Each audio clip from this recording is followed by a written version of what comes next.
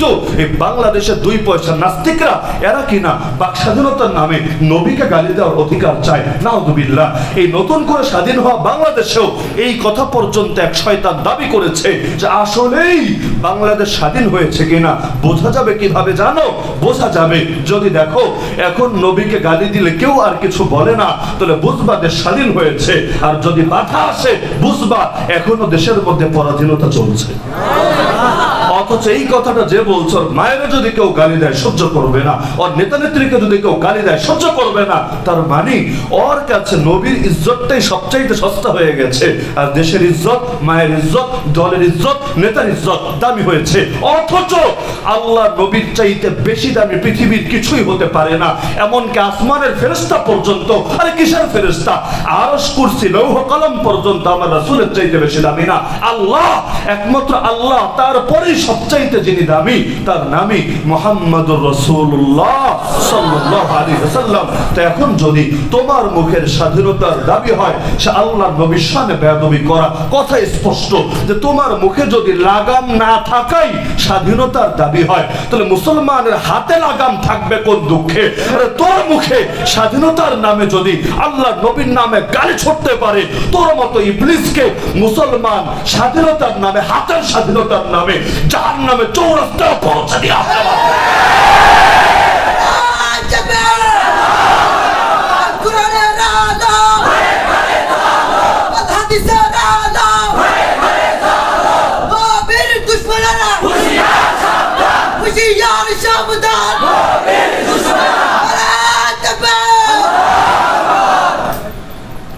ওরাও খুব ভালো করে জানে যে আল্লাহ নবী সাল্লাল্লাহু আলাইহি ওয়াসাল্লাম হলেন মুমিনদের আবেগ, মুমিনদের ঈমান, মুমিনদের ভালোবাসা, মুমিনদের শক্তির মূল উৎস। উৎস যদি নষ্ট করে দেওয়া যায় বাকি সব এমনি নষ্ট হবে। গাছের শিকড় যদি কাটা হয়, উপরে যতই পানি ঢালা হোক ওই গাছ মরবেই মরবে। আরে ট্যাপের পানি যদি বন্ধ করে দেওয়া হয়, তাহলে নিচে যতগুলো বালতি এনে সিরিয়ালে লাগিয়ে রাখো, কি হবে? পানি তো ভরবে না। ভরবে কিভাবে? ট্যাপের পানির উৎসই তো বন্ধ করে দিয়েছে। তো ওরা চায় আল্লাহ নবী সাল্লাল্লাহু আলাইহি ওয়াসাল্লাম থেকেই মুসলমানদেরকে দূরে সরিয়ে দিতে। ওরা এমন একটা প্রজন্ম দেখতে চায় যাদের সামনে নবীরা গালি দিলেও তারা উত্তেজিত হবে না, তারা কিচ্ছু বলবে না। বিশ্বাস করে যেদিন ওরা মুসলমানদেরকে এই সূরাতে দেখতে পাবে, কোনো যুদ্ধ লাগবে না, কোনো লড়াই লাগবে না, ওরা বলবে এমনি এরা কুকুরের জাতিতে, গোলামের জাতিতে পরিণত হয়েছে। এবং ভাত রান্না হয়েছে কিনা বোঝার জন্য সব টেপা লাগে না, সব খাওয়া লাগে না। যে কোনো একটা দুইটা টিপ দিলেই কিন্তু বোঝা যায় হাড়ির চালের কি অবস্থা, এটা কি রান্না সম্পন্ন হয়েছে নাকি বাকি আছে। তো ইসলামের সবকিছু নিয়ে কথা বলে লাগে না, মাঝে মধ্যে নবীরে নিয়ে বলে বলে খোঁচা মেরে দেখে মুসলমান কি জেগে আছে না ঘুমিয়ে গেছে, মুসলমান কি আগের মতো আছে, সিংহের জাতি আছে না শিয়াল আর বেড়ালের জাতিতে পরিণত হয়েছে। দেখেন না এখন ইন্ডিয়া গরুর মূত্রখোর, এরা পর্যন্ত কোন মুখে নবীর শানে বেয়াদবি শুরু করে দিয়েছে। তো ধর্মসভায় বসে, আরে ধর্মসভায় বসে তোদের ধর্মের উপরে তো কেউ অ্যাটাক করে না, তোদের যারা পুরোহিত, তোদের যারা বরেণ্য ব্যক্তিত্ব, তাদের নিয়েও তো কেউ কটূক্তি করে না। আমি আমার জীবনে দেখি নাই কোন হুজুর কোন মাহফিলে রামকে নিয়ে, কৃষ্ণকে নিয়ে কোন বাজে বক্তব্য দিয়েছে ওয়াজের মাহফিলে। দেখেছেন জীবনে? আরে দেখেছেন জীবনে? আমি আমার জীবনে দেখি নাই। বরঞ্চ মুসলমান এই বিষয়গুলো স্কিপ করে যায়, দরকার নাই, আমি আমারটা বলি, তুমি তোমারটা বলো। কিন্তু আর কি ঠেকা পড়েছে যে ওর বাতিল আকীদাও প্রচার করে করুক, কিন্তু সেখানেও আল্লাহ নবীকে টেনে সে ব্যঙ্গ করেছে, বিদ্রুপ করেছে, কটূক্তি করেছে, মুসলমান মামলা করেছে, জেলে ভরবে তো দূরের কথা, উল্টো রাজ্যের বিধায়ক তার পক্ষে দালালি করেছে। আরে মুসলমান বিক্ষোভে ফেটে পড়েছে। বোম্বাইয়ের উদ্দেশ্যে, যেটা এখন না মুম্বাই, এই মুম্বাইয়ের উদ্দেশ্যে হাজার হাজার গাড়িতে মুসলমান এসে প্রতিবাদ জানাতে চেয়েছে। তো কার ডাকে? বড় কোনো হুজুরের ডাকে না, একজন সাধারণ মানুষ যে সাবেক এমপি ছিল, এমএলএ ছিল, তার ডাকে সবাই এসে একত্রিত হয়েছে। তো এটা পর্যন্ত সফল হতে দেয় নাই, সেখানে উল্টো বাধা দিয়েছে। তো এভাবে বাধা দিয়ে আর কয়দিন? আরে নিয়ম হলো বন্যার পানি যখন আসতে শুরু করে, তুমি যদি এটাকে স্বাভাবিক রাস্তা দিয়ে আসতে দাও স্বাভাবিকভাবে আসবে। তো যদি এটাকে ঠেকাতে চাও কি দিয়ে ঠেকাবা, যেটা দিয়ে ঠেকাবা ভেঙে চুরে এরপর এলোমেলো হয়ে তোমার ভেতরে ঢুকবে, তখন কোন দিকে যাওয়া দরকার এটাও বুঝবে না। এমন এমন জায়গায় গিয়ে পতিত হবে যাতে তোমার 1000 টাকার জায়গায় কোটি কোটি কোটি টাকার লস হবে। তো মুসলমানরে কয় দিক দিয়ে থামাবা? আরে হামলা করে, মামলা করে, পুলিশ দিয়ে, আর্মি দিয়ে মুসলমানকে দমিয়ে রাখবা, কয়জনকে দমাবা? আরে পাগলরা ভাবে যে ওয়াজ মাহফিলে হুজুররা গরম কথা না বললেই সব শয়তানি মনে হয় ভালো মতো করা যাবে, আর কোন শয়তানিতে কোনো বাধা থাকবে না, খালি হুজুরদের জবানি বাধা। কেন হুজুরদেরকে জেলে ভরে দেখো নাই? একজন দুজন না, 1500 আলেমকে বছরের পর বছর কারাগারে ফেলে রেখো দেখো নাই? আরে এক জবান বন্ধ করবা, 1000 জবান আল্লাহ খুলে দিবে। মারিয়াম আলাইহিস সালামকে আল্লাহ বললেন, খবরদার লোকে তোরে যা বলে বলুক, আরে বেশ্যা বলবে, পতিতা বলবে, যা মনে চাই বলুক, কোনো কথার জবাব দিবা না, চুপ থাকবা, চুপ, একটা কথারও প্রতিবাদ করবা না। কেউ যদি বেশি বলতে চায় বলবা আমি আল্লাহর জন্য রোজা রেখেছি, ইন্নী নাযারতু লির-রাহমানি সাওমা। আর রোজা ওই জামানায় কথার রোজা ছিল। আমাদের রোজা মানে খাবো না, পানি পান করবো না, স্ত্রীর সাথে মিলিত হবো না। ওই জামানায় কথার রোজা ছিল, যে রোজা মানে কথা বলবো না। তো তোমার সাথে কেউ কথা বলতে আসলেও তুমি বলবা আমি রোজাদার, কথাবার্তা জবাব দিব না। ফালান উকাল্লিমাল ইয়াওমা ইনসিয়া। তো লোকে তো খারাপ বলে, এখন কি হবে? আরে নিজের মুখ দিয়ে যদি বলতো যা হতো, এর চাইতে বড় ব্যবস্থা আল্লাহ করে দিয়েছে। তিনি যদি ধর্মগ্রন্থ হাতে নিয়ে কসম খাওয়া বলতেন যে না আমি কোনো খারাপ কাজ করি নাই, তার চরিত্র খারাপ না, বরং তিনি নিখুঁত, তিনি পবিত্র, সমাজের একটা লোক বিশ্বাস করতো না। আরে কুমারী মেয়ে বাচ্চা নিয়ে এসেছে, আবার বলে কিছুই করে নাই, অথচ স্বামী নাই, কিভাবে সম্ভব? সবাই অবিশ্বাস করত, অস্বীকার করত। কিন্তু আল্লাহর জন্য এক জবান বন্ধ করেছে, আল্লাহ এমন জবান খুলে দিয়েছে যেই জবান দুনিয়াতে সচরাচর কথা বলে না। আল্লাহর ইঙ্গিত পে ইশারা দিচ্ছে, আরে যত প্রশ্ন আছে এই বাচ্চারে কর, বাচ্চারে ওরা অবাক, কাইফা নুকাল্লিমু মান কানা ফিল মাহদি সাবিয়া। আরে আমাদের পাগল পেয়েছিস? পুরান পাগলের ভাত নেই, নতুন পাগলের আমদানি। এই কোলের বাচ্চার সঙ্গে আবার কথা বলা যায় নাকি? ওরা অবাক, কিন্তু ওদের সব বিস্ময় দূর করে দিয়ে কোলের বাচ্চা এবার বলে উঠলো, ক্বালা ইন্নী আবদুল্লাহ। আরে নিশ্চয় আমি আল্লাহর গোলাম, আল্লাহর বান্দা, যেন তেন গোলাম না। আতানিয়াল কিতাব, আল্লাহ আমাকে কিতাব দিয়েছেন। ওয়া জাআলানি নাবিয়্যা, আমাকে নবী বানিয়েছেন। ওয়া জাআলানি মুবারাকান আইনামা কুম, যেখানেই থাকবো ওই জায়গাকে আল্লাহ বরকতময় বানিয়ে দিয়েছেন। ওয়া আওসানি বিস সালাতি ওয়াজ যাকাতি মা দুমতু হাইয়া, যতদিন বেঁচে থাকবো আল্লাহ নামাজ এবং যাকাতকে আঁকড়ে থাকতে বলেছেন। শুধু তাই না, ওয়া বাররাম বিওয়ালিদাতি, আমার মাকে কষ্ট দিচ্ছ, আল্লাহ বলে দিয়েছেন যতদিন বেঁচে থাকবো এই মায়ের সঙ্গে যেন সদাচার করি, মায়ের সঙ্গে যেন সবচাইতে ভালো ব্যবহার করি। ওয়ালাম ইয়াজআলনি জাব্বারান শাকিয়্যা, আল্লাহ আমাকে কোনো উদ্ধত বা কপাল পোড়া বানান নাই। ওয়াসসালামু আলাইয়া, ওয়াসসালামু আলাইকা না, আলাইকুম না, ওয়াসসালামু আলাইয়া, আমার উপর সালাম বর্ষিত হোক। ইয়াউমা উলিদতু, যেদিন আমি জন্মগ্রহণ করলাম, ওয়া ইয়াউমা আমুতু, যেদিন আমি মৃত্যুগ্রহণ করব, ওয়া ইয়াউমা উবাতু হাইয়া, যেদিন পুনরায় আবার উত্থিত হব রব্বুল আলামিনের সামনে। সবগুলো দিন সালাম, শান্তি বর্ষিত হোক আমার উপরে। তা আল্লাহর জন্য এক জবান বন্ধ করলে আল্লাহ বহু জবান খুলে দেয়। তো জবান বন্ধ করে করে পৃথিবী থেকে হকের আওয়াজ কি বন্ধ করে গিয়েছে?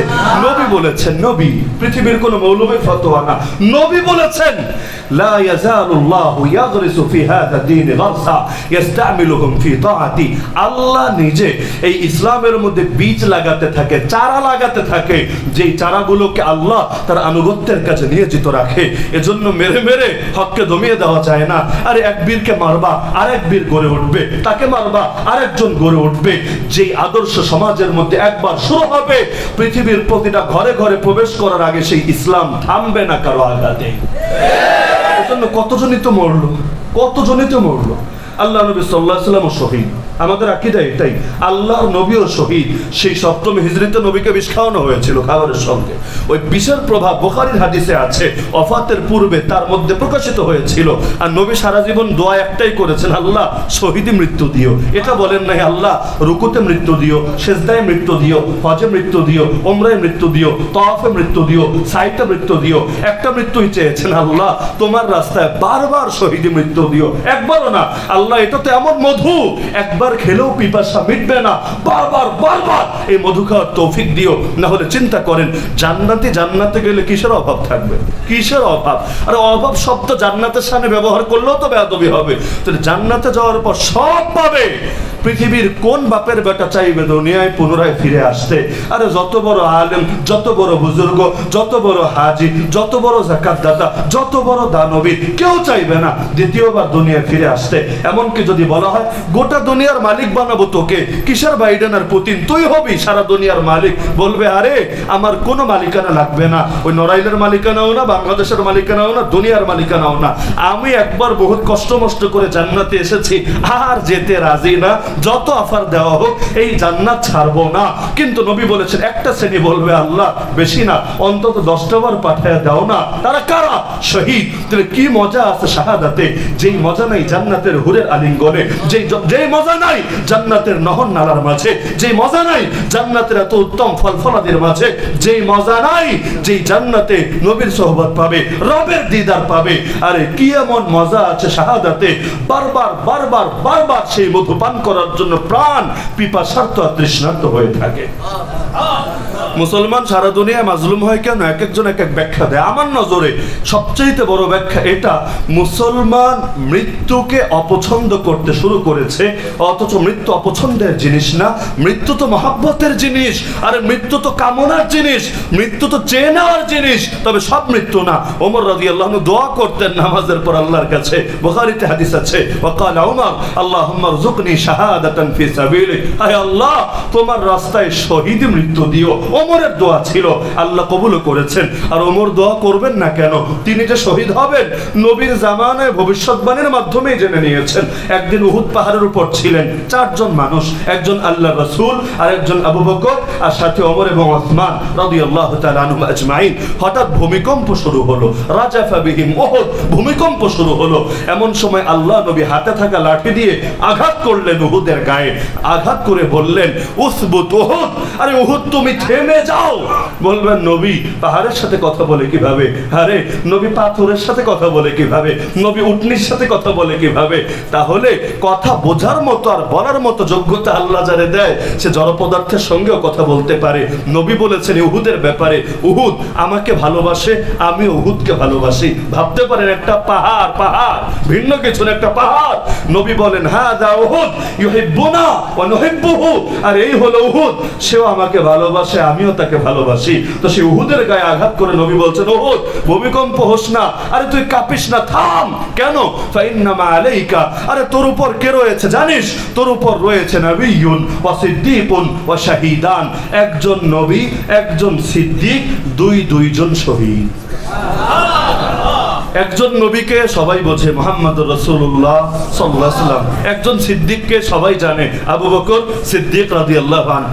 দুইজন শহীদ আবার কে? সবাই তো জীবিত, কেউ তখন মরে না, সবাই জিন্দা। তো নবী বলছেন উহুদ থাম, তোর উপর নবী আর সিদ্দিকই খালি না, দুইজন শহীদ আছে, অথচ কেউ শহীদ না, জিন্দাই আছে। আরে এই বাক্য শোনার পর ওমর আর ওসমানের কি বুঝতে বাকি থাকে? ডাক আসবেই আসবে, হয়তো দুদিন আগে, না হলে দুদিন পরে। এজন্য সেই ডাককে গ্রহণ করার জন্য পাগল পারা হয়ে থাকে। আল্লাহ কবে ডাক দিবা আর তো সহ্য হয় না। ওরজুকনি শাহাদাতান ফি সাবিলিক, এমন কি আল্লাহর রাসূল সাল্লাল্লাহু আলাইহি ওয়াসাল্লামের অনেক পরে ওসমান রাদিয়াল্লাহু আনহু যখন খলিফা, তার ঘরকে ঘেরাও করে ফেললো বিদ্রোহীরা। মদিনার মধ্যে 4 দিক থেকে অবরোধ করে রেখে তাদের টার্গেট হলো ওসমানকে মেরেই ফেলবে। আলী রাদিয়াল্লাহু আনহুর মতো সাহাবী এসে বারবার বলছে ইয়া আমিরুল মুমিনিন, ইয়া খলিফাতুল মুসলিমিন, খালি অনুমতি দেন না, আল্লাহ আমাদের যে শক্তি দিয়েছেন, যে বাহিনী দিয়েছেন, সবগুলো বিদ্রোহীকে কচুকাটা করার ক্ষমতা আমরা রাখি। ওসমান অনুমতি দেন নাই। কেন দেন নাই? কয়েকটা কারণ। এর মধ্যে একটা হলো, আরে নবীর শহর মদিনা, মদিনা মুনাওয়ারায় রক্তারক্তি হবে, খুনোখুনি হবে, আরে মুসলমানদের পরস্পর এরকম দ্বন্দ্ব বিবাদ হবে আমার কারণে, এক ব্যক্তির কারণে, এটা কিছুতেই হতে পারে না। পবিত্র জায়গা পবিত্রই থাকবে, মূল্যবান জায়গা মূল্যবানই থাকবে। তাদের শত্রুতা তো আমাকে নিয়ে, মেরে ফেলুক প্রয়োজনে আমাকে, তবু আমার জন্য মুসলমানদের মধ্যে হত্যাহত্যি না হোক, আমার কারণে অনেক মুসলমান শহীদ না হোক। আর দ্বিতীয় কারণ হলো, নবী তো বলে গিয়েছেন সে শহীদ হবে, তাহলে শাহাদাতকে ভয় পাওয়ার কি আছে? তিনি তো রেডি। এজন্য যখন থেকে শহীদও করছিল, আল্লাহর বান্দা কোরআন তেলাওয়াত করছিলেন, কোরআন তেলাওয়াত করছিলেন। যে সময় কোরআন তেলাওয়াত করছিলেন এসে তরবারি দিয়ে কোপ মারলো, ওই কোরআনের উপরই তার গায়ে রক্ত লেগে গেল। আজও তুরস্কের জাদুঘরে সেই কোরআন সংরক্ষিত আছে, যেখানে ওসমান রাদিয়াল্লাহু আনহুর বুকের তাজা রক্ত লেগে আছে। আমার জিন্দেগিতে একবার দেখার তৌফিক হয়েছিল, বাইতুল মুকাররমে সেই তুরস্ক থেকে মিউজিয়াম থেকে এই জিনিসগুলো এনেছিল মানে প্রদর্শনের জন্য, শর্ট টাইমের জন্য, সম্ভবত 3 দিন, অনেক আগের কথা। তো ওই সময় আলহামদুলিল্লাহ কয়েকটা জিনিস দেখার সৌভাগ্য হয়েছিল, তার মধ্যে সেই কোরআনটাও, যেখানে নিজ চোখে দেখেছি আজ রক্তের ছোপ ছোপ দাগ লেগে আছে। ওমর রাদিয়াল্লাহু আনহু যখন শহীদি দোয়া করতেন, আল্লাহ শহীদ মৃত্যু দিও, তবে মৃত্যুটা বাইরে না, ওয়াজআল মাউতি ফি বিলাদি হাবিবিক, তোমার নবীর শহরেই মরণ দিও, শহীদ মৃত্যুও দিও আর তোমার নবীর শহরেই মরণ দিও। কারণ মদিনার মৃত্যু মুসলমানের বড় আকাঙ্ক্ষিত মৃত্যু। দিল্লির মৃত্যু আকাঙ্ক্ষিত হতে পারে না, মার্কিনে মুল্লুকের মৃত্যু আকাঙ্ক্ষিত হতে পারে না, তবে মদিনার মৃত্যু তো এতটা আকাঙ্ক্ষিত। ইমাম মালিকের মতো ব্যক্তিত্ব, 4 মাযহাবের 1 মাযহাবের ইমাম, মদিনা ছেড়ে বাইরে কোথাও যেতই না, সফরেও না, সির্ফ এই ভয়ে না জানি কখন মরণ চলে আসে। আরে মরণ আসলে এই মাটিতে আসবে, এই মাটির বাইরে যাব না। এমনকি জুতা পরে পর্যন্ত মদিনার মাটিতে হাঁটতো না, আর এই মাটিতে আমার নবী হেঁটেছে, আরে কোথায় না কোথাও আমার নবীর কদম লেগে আছে, এখন আমি জুতা দিয়ে সেই জায়গা মারাবো, এত বড় বুকের পাঠা আমার হতে পারে না। তো ওমর দোয়া করতেন, আল্লাহ শহীদ মৃত্যু দিও, তবে বাইরে না, তোমার নবীর শহরে মরণ দিও। লোকে অবাক হতো, আরে কি দোয়া করে এটা, দুইটার একটা চাক। কারণ মদিনা তখন ইসলামের ভূমি, ইসলামের রাজধানী, এখানে যুদ্ধ হবে না, যুদ্ধ হবে বাইরে, যুদ্ধ হবে রোমে, যুদ্ধ হবে পারস্যে, যুদ্ধ হবে ইরাকে, যুদ্ধ হবে ফিলিস্তিনে, এটা তো রাজধানী, এখানে আবার যুদ্ধ হবে কেন? তাহলে তো ইসলাম আবারও কাফেরের হাতে মার খাওয়া লাগবে। তাহলে একদিকে বলছে শহীদ মৃত্যুও চাই, আর একদিকে বলছে নবীর শহরে মরণও চাই, দুইটা কিভাবে সম্ভব? মাথায় ধরতো না। তিনি বলতেন আল্লাহ চাইলে দুইটা হবে। আল্লাহ এমন ভাবে হলে নামাজের ইমামতি করছে, নামাজের ইমামতি, আল্লাহর বান্দার দোয়াকে আল্লাহ এমন ভাবে কবুল করলেন। এক অগ্নি পূজক সে এসে ওই নামাজের মধ্যেই ছুরিকাঘাত করে বসলো, ওমর রাদিয়াল্লাহু আনহুর গা থেকে দরদর করে রক্ত বের হলো। কয়েকটা আঘাত করলেন তাকে, এর মধ্যে একটা আঘাত তল পেটে লেগেছিল, যেটা সবচাইতে ভয়াবহ ছিল। তিনি বেহুশ হয়ে লুটিয়ে পড়লেন, কিন্তু লুটিয়ে পড়ার আগে পেছনে যে ছিল তাকে ইশারা দিলেন, নামাজটা চালিয়ে নিও, আমার একার কারণে মুসলমানের নামাজ যাতে বরবাদ না হয়। এমনকি অজ্ঞান হয়ে গেলেন, ধরাধরি করে বাসায় নিয়ে গেল। জ্ঞান যখন ফিরলো কয়েক ঘন্টা পরে, প্রথম প্রশ্ন কি ছিল জানেন? সর্বপ্রথম প্রশ্ন ছিল, আরে আসাল্লান নাস, মানুষ কি নামাজ পড়ে নিয়েছে? ভাবতে পারেন, শহীদ হওয়ার আগে চূড়ান্ত আঘাত খেয়ে কয়েকটা ছুরির আঘাত খেয়েছেন, এর মধ্যে তলপেটেরটা সবচাইতে ভয়াবহ ছিল। কিন্তু জ্ঞান ফেরার পরে প্রথম প্রশ্ন এটাই ছিল, আসাল্লান নাস, মানুষকে নামাজ পড়েছে? বলল হ্যাঁ আমিরুল মুমিনিন পড়েছে। বলল আমারেও পড়াও, রক্ত বের হচ্ছে, আমারেও পড়াও। তার ওই অবস্থায় তাকে উযু করালো, সেখানেই তিনি ছোট ছোট দুটো সূরা দিয়ে নামাজ আদায় করে নিলেন। পরবর্তীতে যখন সেই জালেমকেও ধরে তার সামনে আনা হলো, ওই সময়ও এই ঘটনায় আলী রাদিয়াল্লাহু আনহুর ক্ষেত্রে যখন তিনি আঘাতপ্রাপ্ত হয়েছিলেন, জালেমকে সামনে আনা হয়েছিল, তখন তারা সবাই বললেন, আরে মেরে ফেলি আপনার চোখের সামনে। তিনি বলেছিলেন, না, মারবা কিসের জন্যে? আমি তো এখনো জীবিত আছি, তো ওরে কিসের জন্য মারবা? আমি যদি মরে যাই তাহলে মেরো, কারণ ইসলামে হত্যার বদলে হত্যা, জানের বদলে জান, মৃত্যুর বদলে মৃত্যু। আমি বেঁচে গেলে ওরে মারার দরকার নাই, মাফ করে দিও, আর আমি যদি মরে যাই তাহলে কিসাস হিসাবে তারেও মেরো। তাহলে বলছিলাম যে শাহাদাত এমন এক মজা, এমন এক মধু, যেটা মুসলমানের কাছে ছিল লোভনীয় বস্তু, আজ এটা ঘৃণিত বস্তু, ঘৃণিত। আরে কয়জন মুসলমান জীবনে একবার দোয়া করেছে আল্লাহ শহীদি মরণ দিও? কয়জন? এমন কেউ দোয়া যদি হুজুর করে দেখবেন আমিন বলে না, অনেকে আমিন বলে না ভয়ে। কেন? আমিন বললে যদি কবুল হয়ে যায় তাহলে কি হবে? আরে কবুল তো হতেই পারে, যদি হয় কি হবে? ব্যথা তো আমার হবে, যন্ত্রণা তো আমার হবে, হুজুরের কি হবে? এজন্য দোয়া করলেও লোকে ভাবে কি বদদোয়াটা দোয়া দিল নাকি, আমাদের এলাকার উপর নারাজ নাকি? তাহলে হুজুর মরণের দোয়া কেন করে? হুজুর তো আরো লম্বা হায়াতের দোয়া করবে। আল্লাহ রাসূল বলেন, ইয়াশীবু ইবনু আদম, আরে আদমের বেটা বুড়া হয়, ওয়া তাশুব্বু ফিহি খাসলাতান, কিন্তু দুইটা অভ্যাস তার মধ্যে জুয়ান হয়। শরীর তো বুড়া হয়, কিন্তু খাসলত দুইটা জুয়ান হয়। কোন দুইটা? নবী বলেন, এক নম্বর আল হিরসু, লোভ আর লোভ, লোভ, খালি পয়সার লোভ না, ক্ষমতারও লোভ। আরে ক্ষমতার লোভ, গদির লোভ দেখেন না, এমন বাড়ে, পা একটা কবরে চলে গেছে তাও লোভ ছাড়তে পারে না। এমনকি এর জন্য গোটা দেশে যদি আগুন জ্বালানো লাগে তাও লাগাতে রাজি আছে। মানুষ মরলে মরবে, আরে মানুষের কোল খালি হলে হবে, তাতে তার কি?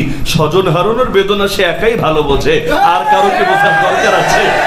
তার স্বজনই স্বজন, আর গোটা দেশের কারো স্বজন স্বজন না। এজন্য তার একার স্বজনের কষ্টকে যেহেতু সে অনুভব করেছে, এবার গোটা দেশ মেরে খালি করে দিলেও তার কিছু আসে যায় না। তো বয়স হওয়ার পরও এই খাসলত যায় না কেন? আরে যাবে না, নবী বলেছে বয়স বাড়বে আর দুই জিনিস বাড়বে, একটা হলো দীর্ঘ জীবনের আশা, আর আরেকটা হলো লোভ।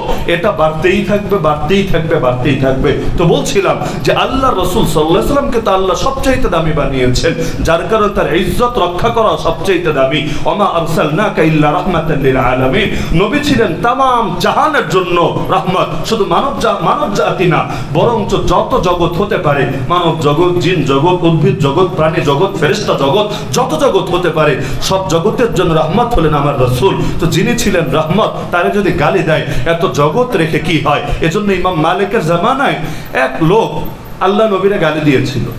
তো খলিফা হারুনুর রশিদের সামনে তাকে ধরে আনা হলো। খলিফা বোঝেন তো, খলিফা মানে কি দর্জি না? দর্জি না, এই খলিফা সেই খলিফা না। খলিফা মানে হলো মুসলমানদের রাষ্ট্রপ্রধান। রাষ্ট্রপ্রধান বলতে আবার বাংলাদেশের প্রেসিডেন্ট, ইন্ডিয়ার প্রেসিডেন্ট এই টাইপের চিন্তা করবেন না। মনে করেন দুনিয়ায় মুসলমান আছে কত? প্রায় 200 কোটি। কত? তাহলে খলিফা মানে কি?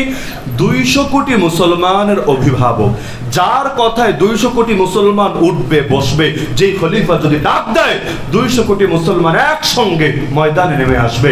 আজকে জাল আকসা 70 বছরের অধিক সময় ধরে কাফের মুশরিকের দখলে, কেন বোঝেন না? আরে জবাব সহজ, ইসরায়েল ইহুদি 1 কোটি, মাত্র 1 কোটির সামান্য কিছু বেশি। এর মধ্যে বুড়া আছে, শিশু আছে, নারী আছে, অসুস্থ আছে, এমনকি অনেক মুসলমানও আছে। অনেকে ভাবে ইসরায়েলের সবই মনে হয় কাফের, না, ইসরায়েলের মধ্যে অনেক মুসলমান আছে। এমনকি কিছুদিন আগে ইসরায়েলে সফর করে এসেছে এমন একজন আমাকে বলেছে যে তাবলীগের 3টা মার্কাজও আছে, এবং তিনি একটাতে সময়ও দিয়ে এসেছেন, তাবলীগের সফরেও গিয়েছিলেন। তো ইসরায়েল মানে সব ইহুদি, বিষয়টা এমন না। যেমন ইন্ডিয়া মানে সব হিন্দু, নাকি? ইন্ডিয়া মানে সব হিন্দু না, বরঞ্চ বাংলাদেশে যত মুসলমান, ইন্ডিয়া মুসলমানের চাইতে কম না বেশি? বেশি, অনেক বেশি। এমনকি পরিসংখ্যান অনুসারে 20 কোটি, কিন্তু ইন্ডিয়ার লোকরাই বলে হুজুর বাস্তবিক সংখ্যাটা আরো বেশি। ওরা বলে না, ওরা একটু কম কম বলে, বাস্তবে মুসলমানের সংখ্যা আরো বেশি, আরো বেশি।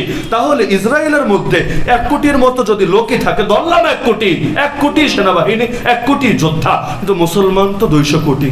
তো 200 কোটির মধ্যে নারী বাদ দিলাম, শিশু বাদ দিলাম, বৃদ্ধ বাদ দিলাম, অসুস্থ বাদ দিলাম, আরো যত মাযুর আছে বাদ দিলাম, 200 কোটির 100 কোটি তো অন্তত টিকবে। 100 কোটি পুরো বাদই দিলাম, বাকি 100 কোটি থাকবে। আচ্ছা আরো কমালাম, 50 কোটি অন্তত থাকবে। তাহলে 50 কোটি মানুষ মিলে কি পারে না 1 কোটি জালেমের জুলুমকে শেষ করে দিতে? পারে না? 50 কোটি মানুষের 100 কোটি হাত আছে, 50 কোটি মানুষের 100 কোটি পা আছে। আরে সবাই মিলে যদি খালি বাঁশ নিয়েও নামে, এই 50 কোটি মানুষের বাঁশের বাড়ি খেয়ে বাঁচার কোনো সুযোগ ওদের আছে?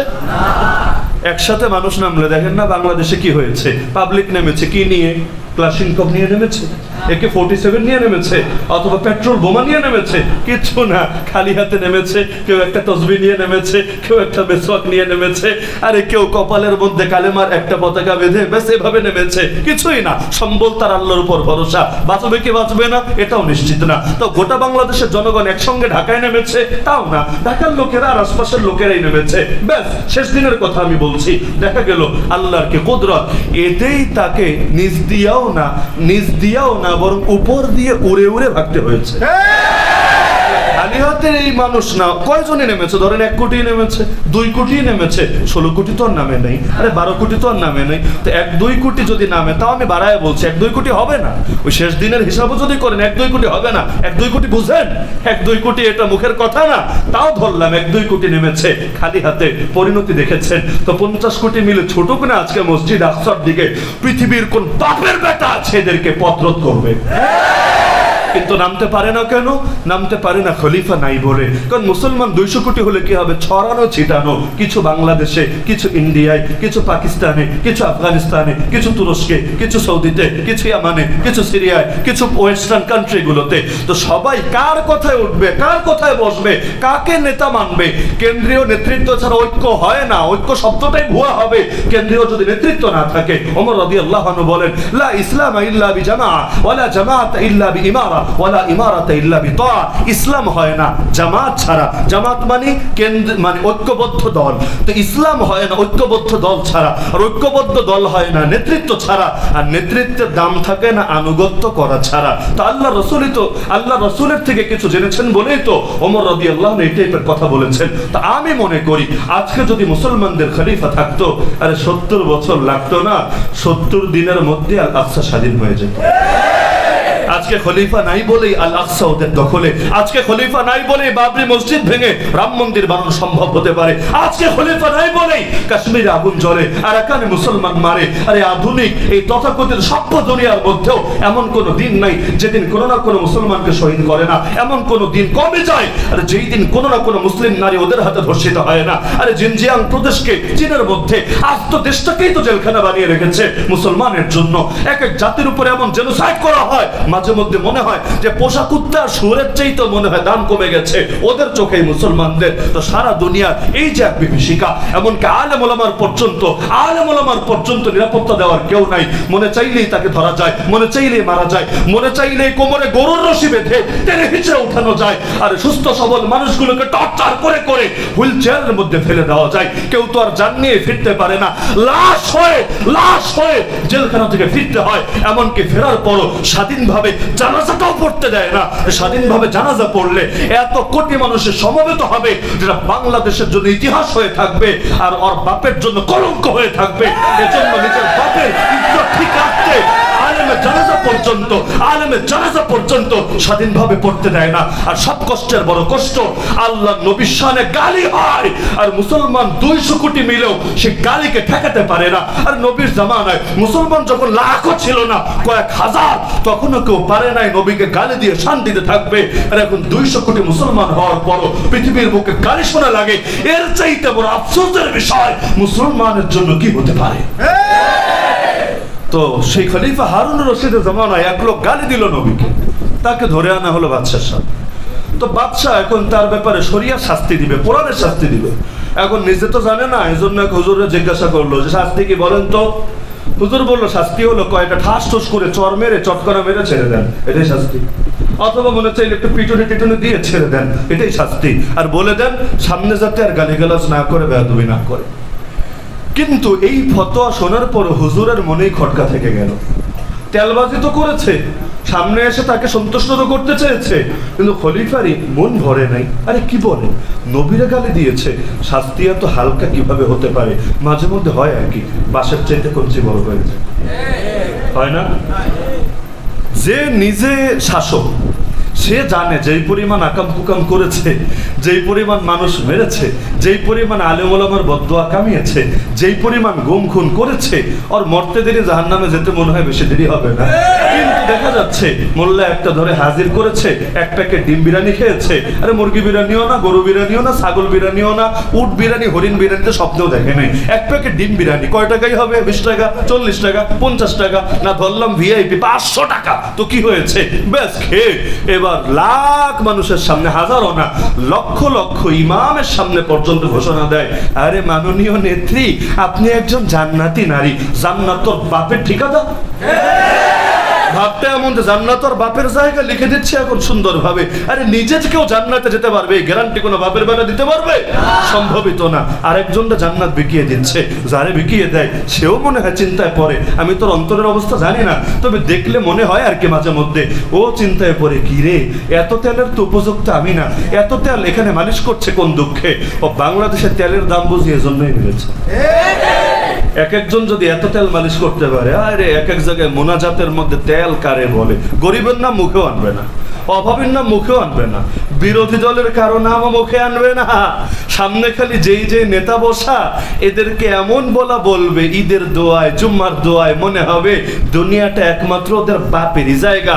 ব্যাস ওরে দিতে দিতে দিতে তেল এত দেওয়া দিবে। আরে এক এক এলাকায় যদি এত তেল দেওয়া হয়, তাহলে মানুষ গাড়ি যারা চালায় তেল পাবে কিভাবে? তেল সংকট পড়লে দাম তো বাড়বেই, স্বাভাবিক ব্যাপার। তো খলিফারও খটকা লাগলো, কি রে মৌলবী কি বলে? কয়টা চড়থাপ্পড় দিলে, পিটনে দিলেই নবীর হক আদায় হয়ে যাবে। এবার সে সংবাদ পাঠালো ইমাম মালিক রাহমাতুল্লাহ আলাইহিকে, হে মহান ইমাম, আপনি একটু বলেন হুজুরের ফতোয়া কি ঠিক আছে? কারণ হুজুরের উপরও তো বড় হুজুর আছে। ইমাম মালিক জবাবের মধ্যে লিখলেন, মা বাকাউল উম্মাহ বা'দা শাতমি নাবিয়্যিহা।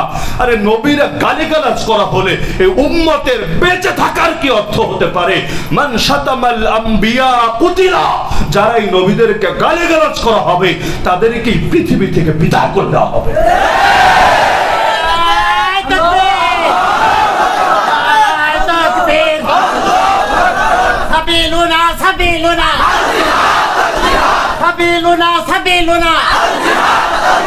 বিশ্ব নবীর শত্রুরা হুঁশিয়ার সাবধান।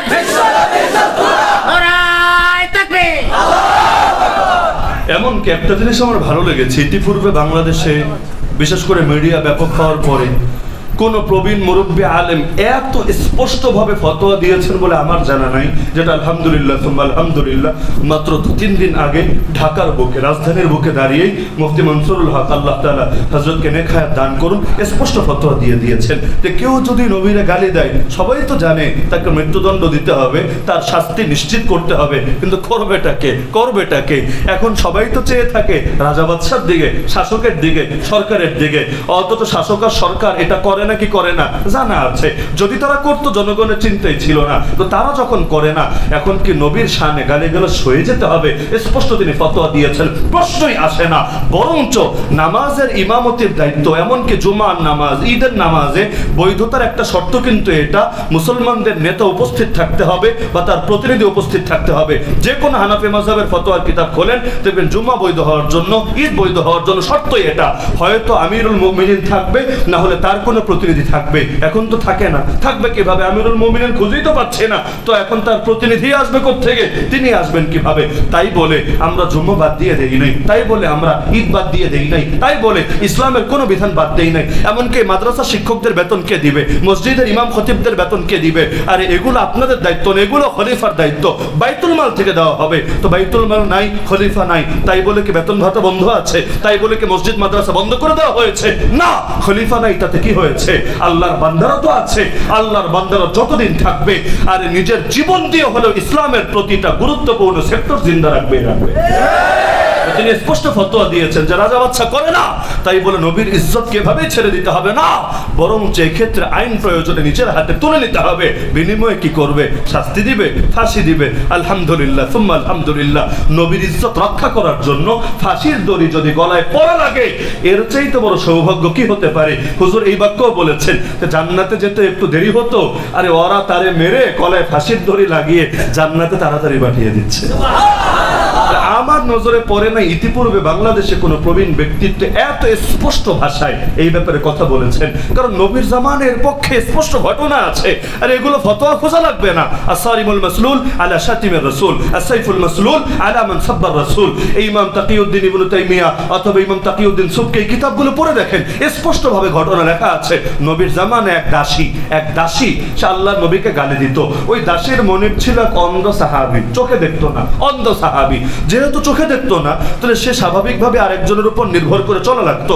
এই দাসী ছিল অন্ধের লাঠি আর কি, তার সব কাজ করে দিত এবং তিনিও দাসীকে মন প্রাণ দিয়ে ভালোবাসতেন। তো যখন তার কানে আসলো যে আল্লাহ তো তারে কাব্য প্রতিভা দিয়েছিলেন, কিন্তু ভালো কাজে না লাগিয়ে যোগ্যতা খারাপ কাজে লাগালো, ওই তসলিমা নাসরিনদের মতো আর কি। যোগ্যতা আল্লাহ দেন কিন্তু এই লাইনে না লাগিয়ে ওই লাইনে লাগায়। তো দেখা যাচ্ছে আল্লাহ যোগ্যতা দিয়েছে কিন্তু ভালো কাজে না লাগিয়ে মন্দ কাজে লাগালো, নবীরা গালিগালাজ করলো। একদিন সতর্ক করে দিল, খবরদার দ্বিতীয়বার যদি কখনো নবীর শানে গালিগালাজ করিস ওই দিন হবে তোর শেষ দিন।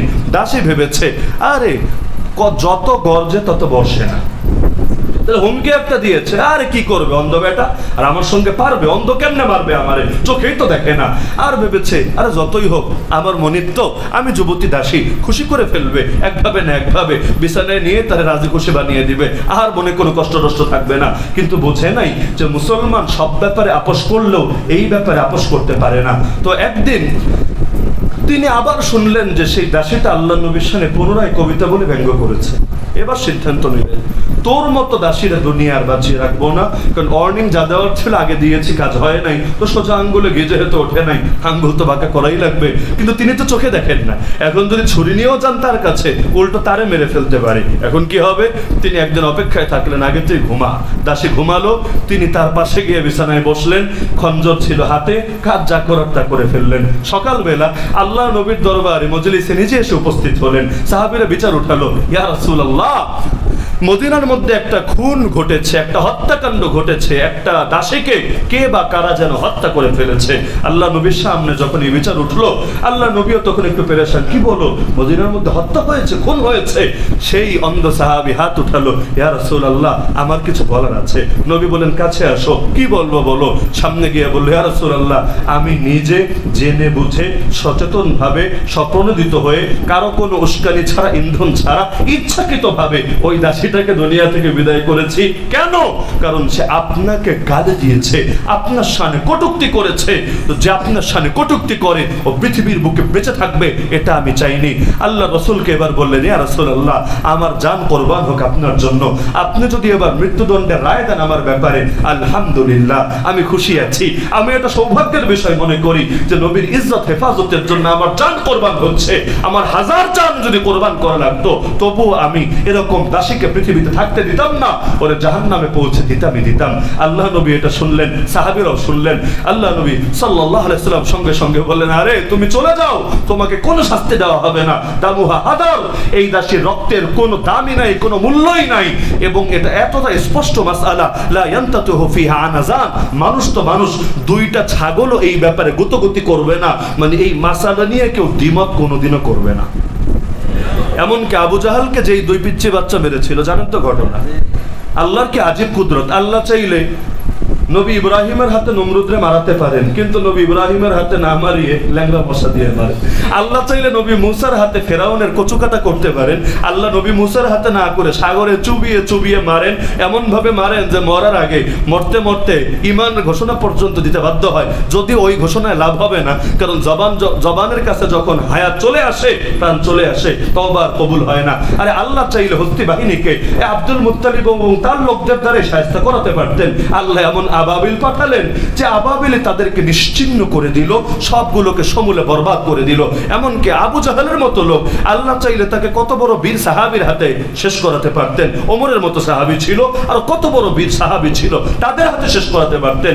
কিন্তু আল্লাহ দুইটা বাচ্চা বাচ্চা সাহাবীর হাতে শেষ করেছেন। যেই দুই বাচ্চা সাহাবী ওর উপর চড়াও হয়েছে, এদের ঘটনা বুখারী শরীফের মধ্যে আছে। তারা বলেছে আব্দুর রহমান বিন আওফ রাদিয়াল্লাহু আনহুকে, হে চাচা, আমাদেরকে দেখিয়ে দেন আবু জাহালকে। তিনি দেখাতে চাচ্ছিলেন না। তিনি জিজ্ঞাসা করলেন, ভাতিজা, আবু জাহালকে দেখে কি করবা? আর এটা ছেলে খেলা না, এটা যুদ্ধ। আর সে যুদ্ধের সেনাপতি, কুরাইশের সর্দার। তারা দুজন জবাব দিয়েছে, চাচা, শুনেছি সে আল্লাহর নবীকে গালি দেয়, ভিন্ন কোনো কারণ নাই। শুনেছি সে আল্লাহর নবীকে গালি দেয়, আল্লাহর নামে কসম করেছি, একবার যদি ওর দেখা পাই, হয়তো ও বাঁচবে, না হলে আমরা বাঁচব। পরবর্তী ঘটনা সবার জানা। তাহলে আল্লাহর নবীর এই দুশমনী, উম্মতের ফেরাউন বলে আবু জাহালকে, তার উপর দুইটা বাচ্চাও চড়াও হয়েছে, ভিন্ন কোনো কারণ ছিল না। একমাত্র কারণ ছিল নবীরা গালি দিয়েছিল। এমনকি নবীর জামানে আরেক গালিবাজ আবিষ্কার হয়েছিল, যে এক পর্যায়ে নিজেকেও নবী দাবি করে বসেছিল। এর নাম হলো আসওয়াদ আনাসি। কি নাম? আসওয়াদ আনাসি। সর্বপ্রথম এই ভণ্ডই নবী দাবি করেছে। এরপর দ্বিতীয়টা ছিল মুসাইলিমা, লোকে আবার বলে মুসাইলামা, এটা ভুল, মুসাইলিমা কাযযাব। এই মুসাইলিমা ছিল 2 নম্বর, আর আসওয়াদ আনাসি ছিল 1 নম্বর। তো নিজেকে নবী দাবি করেছে তো করেছে, এবার যুদ্ধ করে করে এলাকা থেকে এলাকাও দখল করতে শুরু করেছে।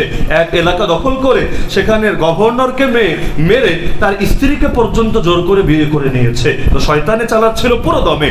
আল্লাহ নবী একটা চিঠি লিখে পাঠালেন ফাইরুজ নামের এক সাহাবীকে, যে হে সাহাবী ফাইরুজ, তোমার উপরে এই বিষয়টা ন্যস্ত করলাম, তুমি বোঝো ওরে কিভাবে শায়েস্তা করা যাবে। ফাইরুজ রাদিয়াল্লাহু আনহু চিঠি পাওয়ার পর অস্থির হয়ে গেলেন, যে কোনো ভাবে ওরে শায়েস্তা করতে হবে, কিন্তু কিভাবে করবেন? ভণ্ড হলেও সবসময় প্রোটোকলের মধ্যে তো থাকে, বাংলাদেশের ভণ্ডদের মতো আর কি। হক্কানিদের প্রোটোকল লাগে না, হকপন্থী আলেম ওলামারা চলে, সারা দেশের মধ্যে চলে। সামনে পুলিশ থাকে কয়েক গাড়ি, তাই না? পেছনে আর্মি তো 2-4 গাড়ি থাকেই। তাদের আমাদের সঙ্গে বিশেষ এসএসএফ এর সদস্য অথবা একেবারে কারাতে কুংফুতে ব্ল্যাক বেল্ট পাওয়া বিভিন্ন এরকম ট্রেন্ড লোক তো থাকে হুজুরদের সাথে, নাকি? কিচ্ছু থাকে না, থাকে একমাত্র আল্লাহর উপর ভরসা। আর ভণ্ডরা, ওদের কাছে যান, দেখবেন এত স্তরের নিরাপত্তার মধ্যে থাকে যে মোটা অঙ্কের বান্ডিল না নিয়ে গেলে আপনি দেখা করতে পারবেন না। না হলে ওই যে দেওয়ানবাগি টাইপের যে শয়তানগুলো ছিল, আল্লাহর নবীর শানে যারা স্পষ্ট বেয়াদবি করেছিল, ফাতেমা রাদিয়াল্লাহু আনহাকে নিয়ে এমন কটু কথা বলেছে যেটা নাস্তিক পর্যন্ত বলবে না, এমন বেয়াদবি করার পর দুনিয়াতে স্বাভাবিক ছিল কিভাবে? এটাই তো সবসময় এমন প্রোটোকলের ভেতরে থাকার চেষ্টা করে। ওরাও জানে মুসলমান চান্স পেলে চান্সার হাতছাড়া করবে না। না হলে ধরেন না, আমরা মাহফিলে গেলেও একদিন দুদিন আগেই মানুষ জানে বা অনেক দিন আগ থেকে মানুষ জানে অমুক দিন অমুক টাইমে হুজুর আসবে, কিন্তু আসাদ নূরদেরকে সাহস হয় কোথায় আছে, কোথায় যাচ্ছে, কবে কি করছে না করছে এই তথ্যগুলো প্রকাশ করার? কেন রে ভাই, হুজুরদের চাইতে কি তোমরা বড় কথা বলো, গরম কথা বলো না? কি বলে ওরা? ইসলামরে গালি দেওয়া ছাড়া ওদের অবদান কি? মানে সমাজের জন্য ওদের কাজ কি? ওদেরকে লোকে অনেকে বিজ্ঞান মনস্ক বলে, মরলে বলে আরে অমুক বিজ্ঞান মনস্ক লেখক, তমুক বিজ্ঞান মনস্ক লেখক। বিজ্ঞান কারে বলে? বিজ্ঞানের করেছোটা কি? ইসলামরা গালি দিতে পারলে বিজ্ঞান হয়, ইসলাম নিয়ে কটূক্তি করতে পারলে সুশীলগিরি হয়। নাউযুবিল্লাহি মিন যালিক। তাহলে দেখা যাচ্ছে আসাদ আনসি এমন প্রোটোকলে ছিল, সাহাবীর পক্ষে চাইলেও সম্ভব না তার কাছে ফেরা। তিনি এবার সুযোগ খুঁজতে লাগলেন কিভাবে কি করা যায়।